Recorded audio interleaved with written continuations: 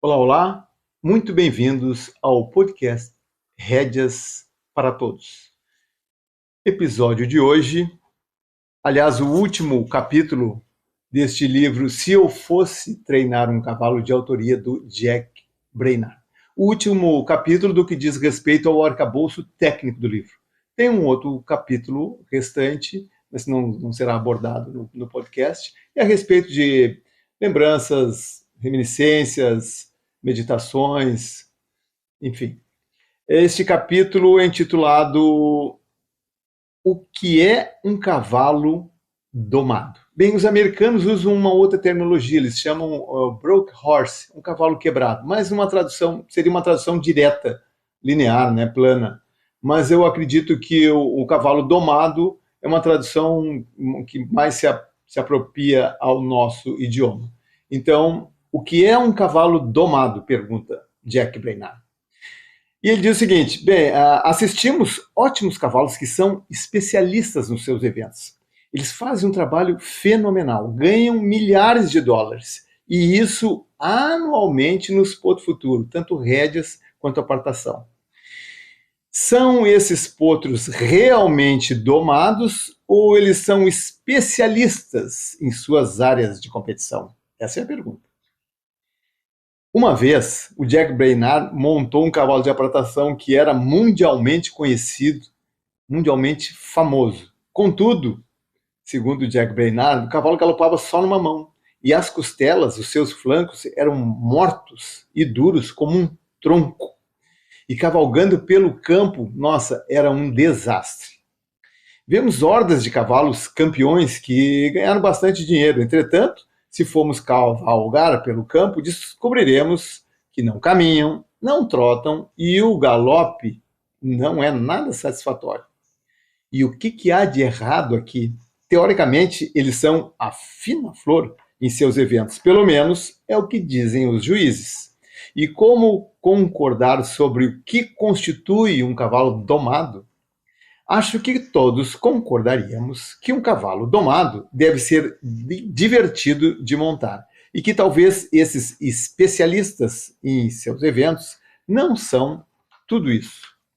Deveríamos ser mais rigorosos em nomeá-los domados se fôssemos julgá-los depois de atuarem em 3 ou mais eventos.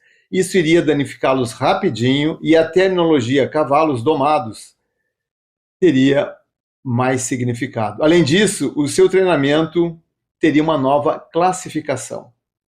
Como temos reiterado através das páginas desse livro, você precisa controlar as partes antes que possa controlar o todo. Temos as partes controladas de um cavalo de apartação que só galopa numa mão? Enfrenamos corretamente um cavalo de Western Pleasure que tropeça com sua cabeça entre as mãos? Temos o controle de um cavalo de rédeas que constantemente perde o pé? Esses são cavalos domados? Eu gostaria de saber a respeito a resposta para a terminologia cavalo domado. Depois de passar 60 anos no cavalo, eu não posso definir um, mas posso descrevê-los. Deixa eu te dizer o que penso serem as características de um cavalo domado. Eu estou indo para o galpão para montar num cavalo domado. Eu abro a porta da baia e ele está ali, me encarando. Eu não tenho que persegui-lo, nem detê-lo num canto para colocar o buçal. Tampouco ele vira as patas contra mim. Ele baixa a cabeça, enquanto suave e rapidamente eu o embuçalo. Eu levo para a área de encilha, solto o cabresto no chão, passo a escova e começo a prepará-lo. Caminho ao redor dele, penteio a crina, a cola, enfim. Eu o agrado por esse comportamento. Então jogo a manta, seguida da sela. Ele permanece parado com o cabresto no chão. Eu o conduzo para a pista. Aperto a cincha, o recompenso suavemente. Agora monto de rédeas soltas. Caminho relaxadamente. Depois de alguns minutos, peço por um passo alongado. Ele abaixa a cabeça, alonga o passo e se despacha. ainda de rédeas soltas. Decido por galopar e indico em que mão. Ele galopa mansinho e relaxado.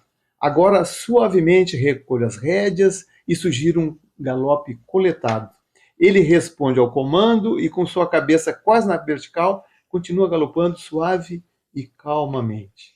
Depois de galopar assim, paro e converso com outros cavaleiros na pista. Em seguida, corro de rédeas soltas. Coleto meu cavalo. Peço para trotar meio passo na diagonal. Peço para caminhar em 2 pistas. Daí eu o alinho e galopo ao longo da pista. Peço algumas trocas de mão. E ele faz isso sem se apressar.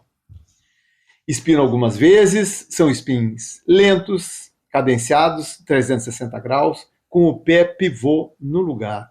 Em seguida, recuo pelo menos uns 30 metros. E ele faz isso de rédeas soltas, numa linha reta. Então decido levá-lo para a casa de um amigo laçador. O conduzo para o trailer. Ali ele se comporta como se estivesse na baia. Na casa do meu amigo, o descarrego e o amarro no trailer. Ele fica ali, sossegado, enquanto tomamos café. Ele espera e não há uma marca de casco no chão. Decidimos buscar o gado. Atravessamos 2 riachos e tropeamos por uma picada. Enquanto isso, pego o laço e boleio. Ele nem liga. Depois que acomodamos o gado, meu amigo laça uma res e eu a conduzo de volta. Tenho a certeza que meu cavalo permanece alinhado atrás do novilho. Eu abro e fecho a porteira da mangueira depois de cada vaca. Ele ladeia no portão e permite tanto puxar quanto empurrar. Na pista, eu laço uma tora e brinco arrastando um pouco e familiarizando meu cavalo em cada lado e atrás. Depois dessa sessão de laço, eu carrego e vou para casa. Foi um dia normal, mas meu cavalo foi exposto a elementos de controle pelo menos 100 vezes e nunca numa situação forçada. Não se estressou, foi um trabalho tranquilo e mostrou voluntariedade nisso. Que melhor treino poderia ser? Bem, haverá um desfile na cidade mês que vem e um amigo meu quer desfilar nele. Eu disse que poderia emprestar se ele prometesse desfilar atrás da banda. Eu sei que ali vai ficar bem. Vai ficar bem ali ou em qualquer outro ponto do desfile. E o que mais posso pedir de um potro de 3 anos? Não, ele não é um especialista. Eu não o inscrevi em nenhum potro futuro, mas certamente poderia. Também temos eventos com grandes prêmios para cavalos de 4 e 5 anos. E estaremos prontos para isso. Mas esse ano eu tenho somente brincado com ele. Esse potro sabe sobre alinhamento, posição de cabeça, controle de pé e mão, troca de mão, passo estendido, esbarros e uma boa base de spin. Semana passada, uma senhora parou aqui em casa. Ela não montava há anos. E ela quis montar. A coloquei no cavalo e ela cavalgou por todo o rancho por mais ou menos umas 2 horas. Quando voltou para o galpão, ela estava eufórica. Sua primeira pergunta: quanto quer por esse cavalo? Ela é apenas mais uma pessoa que quer comprá-lo. Desnecessário dizer, estou orgulhoso dele porque é um bom cavalo por essas razões. Não há segredos em desenvolver esse potro e ele não era especial do ponto de vista de sua origem, pedigree, confirmação ou genética. Ele é um bom cavalo porque foi conduzido corretamente. Ele não foi apressado ou forçado. Foi treinado sob uma situação em que descobriu por si próprio tudo que foi apresentado para ele. Esse é o ponto da minha história. Você pode montar um bom cavalo e ele não tem que ser um campeão do potro futuro para ser um excelente cavalo. Você vai montá-lo até quando ele tiver 20 anos e curtir cada minuto. Tudo isso porque foi treinado apropriadamente, com consideração. E esse é o tema desse livro. Muito obrigado, Jack Brainard, por sua biografia de estudioso do cavalo e por fornecer peças significativas desse quebra-cabeça que é o treinamento de cavalos.